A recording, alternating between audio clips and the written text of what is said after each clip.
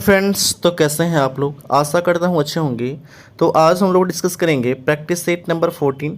और यह जो है प्रैक्टिस सेट चलाया जा रहा है बिहार पुलिस स्पेशल जो है एग्ज़ाम आने वाला है, ठीक है। तो उसके लिए स्पेशल प्रैक्टिस सेट हम लोग स्टार्ट किए हैं। और ये जो है बिहार दरोगा का जो एग्ज़ाम अभी तो वैकेंसी नहीं आया है, लेकिन वैकेंसी आने वाला है, उसके लिए भी ये मोस्ट इंपॉर्टेंट है जो बिहार दरोगा का प्रिपरेशन कर रहे हैं। क्योंकि इसमें जो है आपका एक प्रैक्टिस सेट आपको डेली कराया जाता है, ठीक है। तो आज हम लोग प्रैक्टिस सेट नंबर 14 डिस्कस करेंगे। और इसमें आपको 50 मोस्ट इंपॉर्टेंट एनसीईआरटी बेस पे जो है वो क्वेश्चन कराया जाता है और फुल डिस्कशन के साथ आपको कराया जाता है, ठीक है। तो कृपया जो भी चैनल पे नए हैं वो सब्सक्राइब कर दें, लाइक कर दें, बेल आइकन दबा दें और अलग अलग स्टडी रिलेटेड ग्रुप में शेयर कर दें। और जितने भी कॉम्पिटिटिव एग्जाम की तैयारी करने वाले हैं जिसमें जीके जीएस पूछा जाता है, उनके लिए ये मोस्ट इंपॉर्टेंट सेट प्रैक्टिस है, ठीक है। तो कृपया जो है अभी तक जो चैनल को सब्सक्राइब नहीं किया वो कृपया सब्सक्राइब कर दें। आते हैं हम लोग फर्स्ट क्वेश्चन की ओर। पहला क्वेश्चन है हमारा,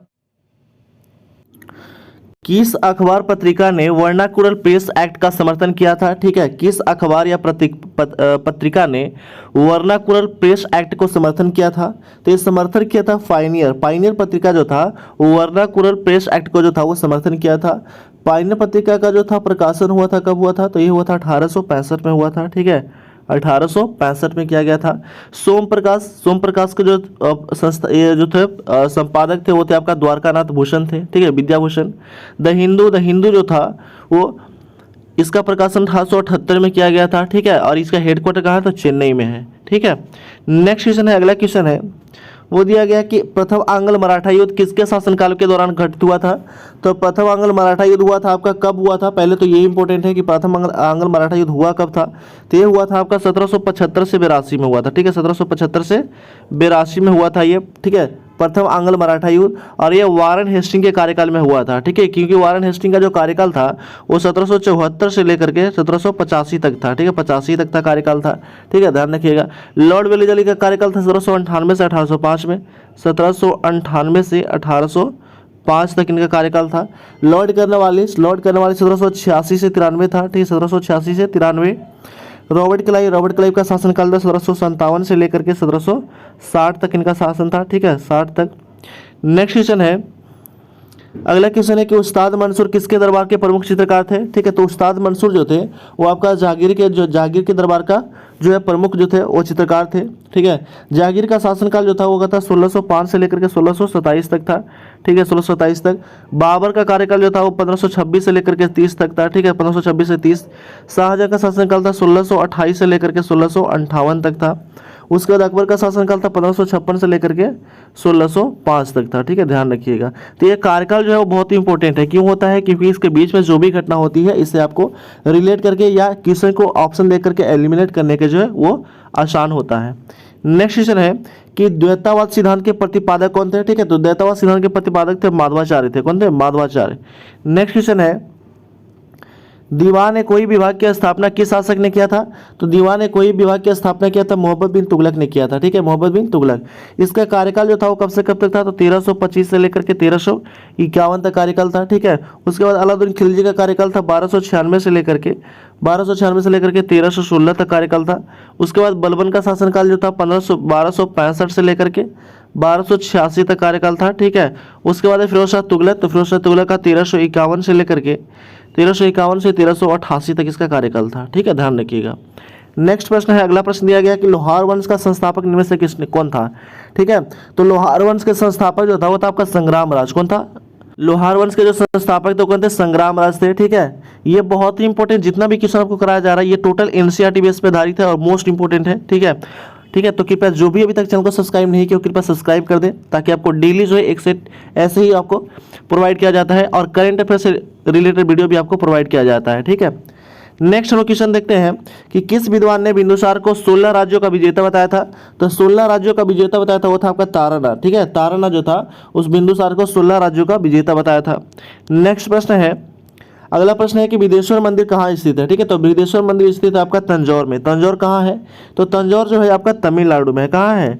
तमिलनाडु में है, ठीक है, तमिलनाडु में है, ठीक है, तमिलनाडु में है।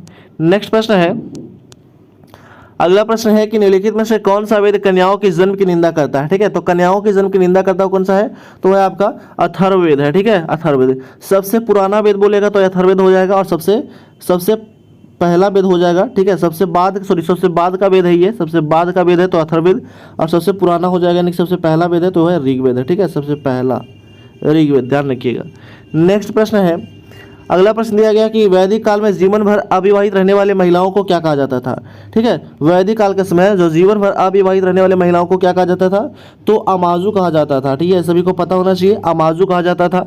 नेक्स्ट प्रश्न है, अगला प्रश्न है कि किस ग्रह को विशिष्ट गुण के उसके चुंबकीय क्षेत्र को होना है, किस ग्रह का विशिष्ट गुण उसके चुंबकीय क्षेत्र का होना है, तो वह आपका बुध, ऑप्शन नंबर बी हो जाएगा राइट आंसर। ठीक है, बुध और शुक्र का कोई भी उपग्रह नहीं है, ध्यान रखिएगा। ठीक है, और मंगल का दो उपग्रह फोबोस और डिमोस, और डिमोस जो है, डिमोस वो सबसे छोटा उपग्रह अगर पूछेगा तो डिमोस हो जाएगा। ठीक है, ये भी आपको ध्यान में रखना है।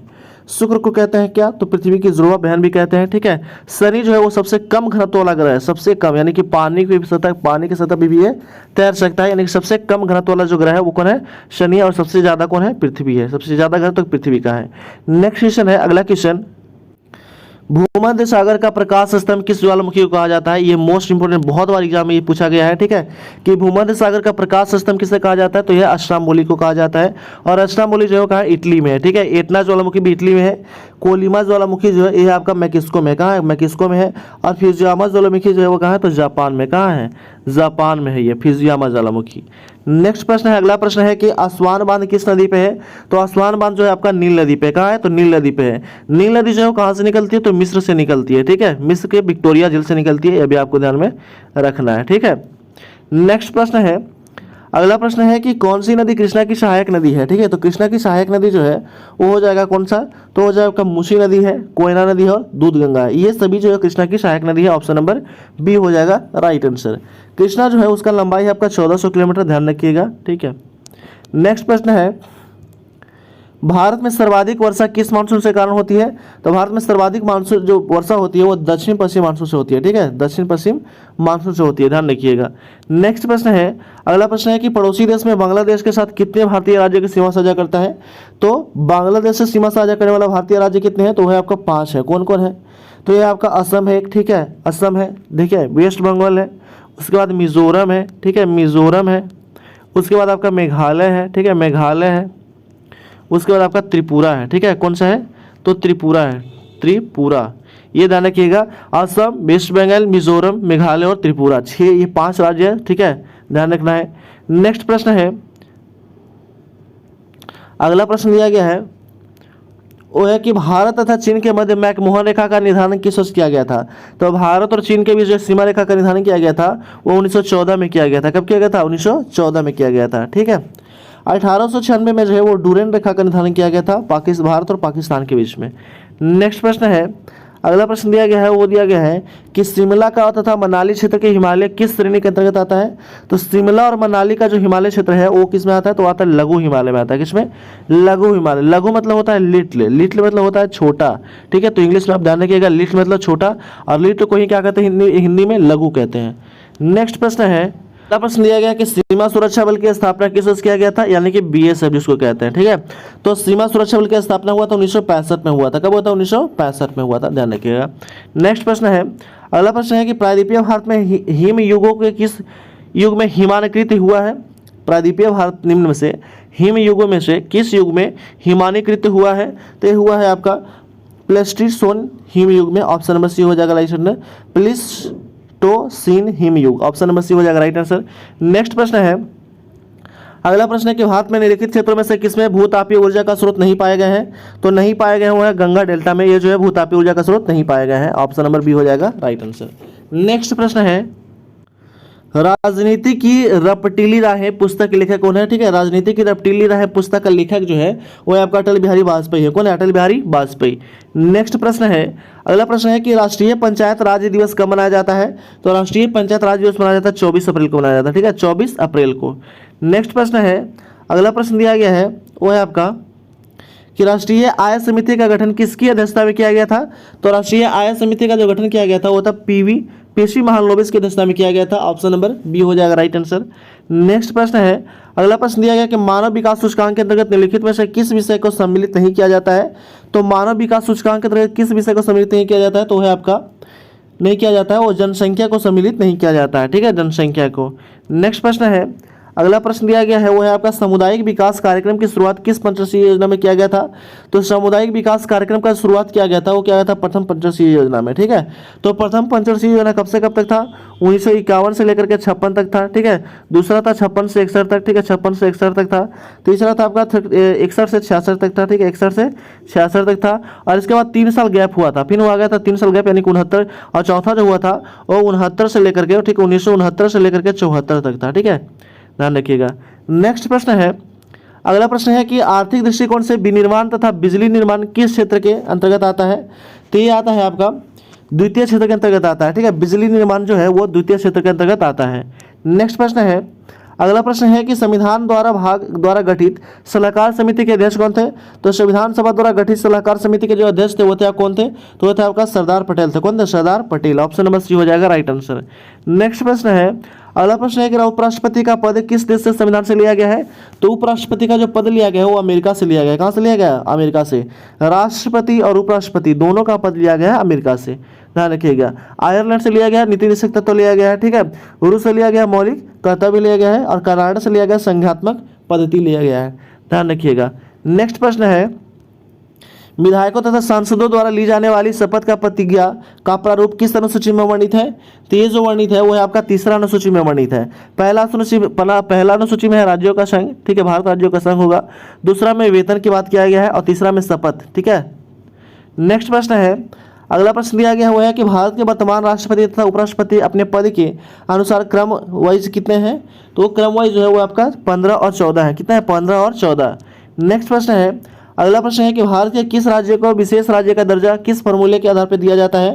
तो दिया जाता है आपका गॉडगिल फार्मूले के आधार पर दिया जाता है, ठीक है, विशेष राज्य का दर्जा गॉडगिल फार्मूला के अंतर्गत दिया जाता है। नेक्स्ट प्रश्न है, अगला प्रश्न कि भारतीय संसद की औपचारिक स्थापना कब हुआ था। तो भारतीय संसद की औपचारिक स्थापना जो हुआ था वो हुआ था आपका 31 मई 1952 को हुआ था, ठीक है, 31 मई 1952 को।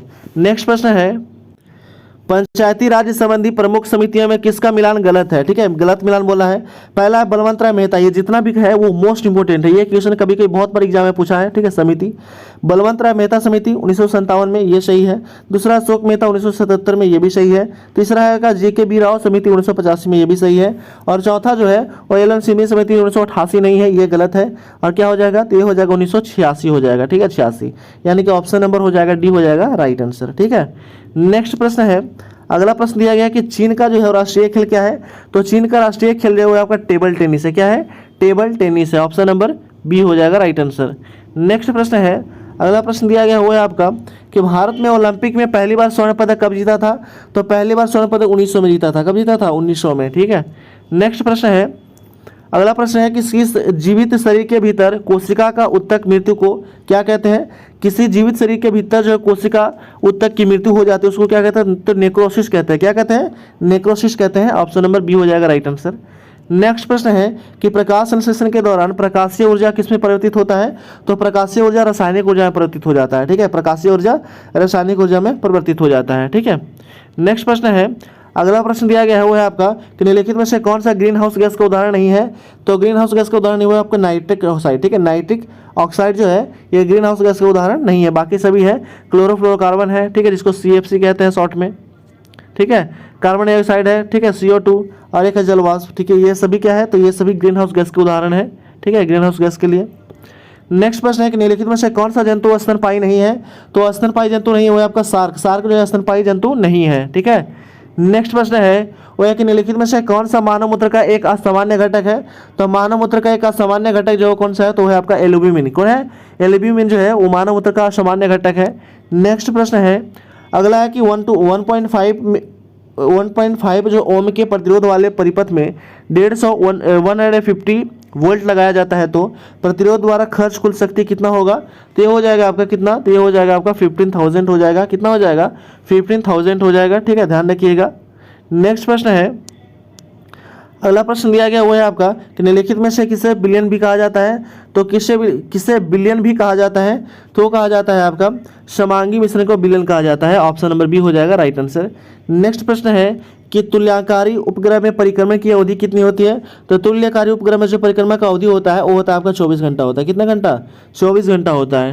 नेक्स्ट प्रश्न है, अगला प्रश्न है कि पेंडुलम को चंद्रमा पर ले जाने पर उसका आवर्तकाल पर क्या प्रभाव पड़ेगा? तो आवर्तकाल जो है वो बढ़ेगा। क्या हो जाएगा? बढ़ जाएगा आवर्तकाल। ठीक है। नेक्स्ट प्रश्न है, अगला प्रश्न दिया गया है, एक किरणें किस प्रकार की तरंगे हैं? तो एक किरणें जो है वो विद्युत चुम्बकीय तरंग है। कैसा तरंग है? तो विद्युत चुम्बकीय तरंग है। ध्वनि तरंग जो है, ध्वनि तरंग ये अनुधारी है। ठीक है, ध्वनि तरंग अनुधारी तरंग है।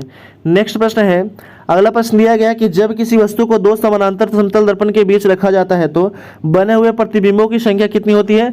तो बने हुए प्रतिबिंबों की संख्या जो होती है वो होती है अनंत हो जाती है। कितनी होती है? अनंत। ठीक है, गिना नहीं जा सकता है। नेक्स्ट प्रश्न है 48 नंबर क्वेश्चन है, वो दिया गया है कि वर्णदत्ता नामक रोग किसके अप्रयोग के द्वारा दूर किया जाता है? तो वर्णदत्ता रोग जो है वो किसके प्रयोग द्वारा दूर किया जा सकता है?